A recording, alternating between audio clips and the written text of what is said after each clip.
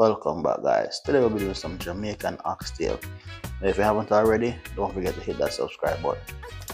Now we're going to start off with our oxtail meat that's been washed and dried.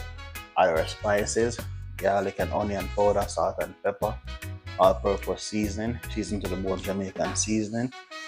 Of course, I like to add some jerk seasoning to mine as well.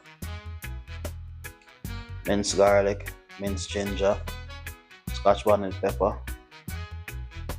Now mix that all in. Add some browning as well.